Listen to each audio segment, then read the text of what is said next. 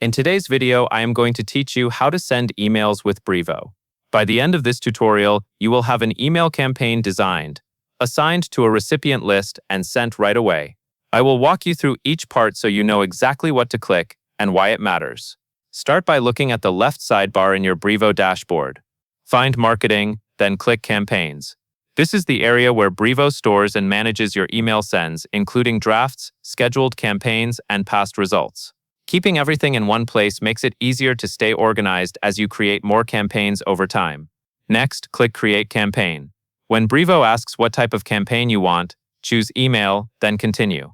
This selection tells Brevo you are building a standard email campaign with a subject line, content design, recipients, and sending options. Now you will create a campaign name and then proceed. Use a name that helps you recognize the campaign later, especially when you review performance in reports.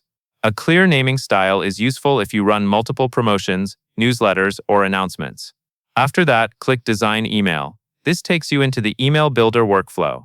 To move quickly, select a template and then click Use Template. Templates are helpful because they are already formatted and spaced correctly for email, which saves time and helps your message look consistent across devices. Once the template loads, take a moment to confirm you selected the right layout for your goal, such as a simple announcement or a more visual promotional design. When you are ready to move on, click Save and Quit. This saves your progress and returns you to the campaign setup so you can finish the sending steps without losing your design. Next, click Add Recipients and select a list. Make sure the list you choose matches the audience you intend to contact. In general, clean and accurate lists reduce bounces and improve deliverability. Finally, click Schedule and select Send Now.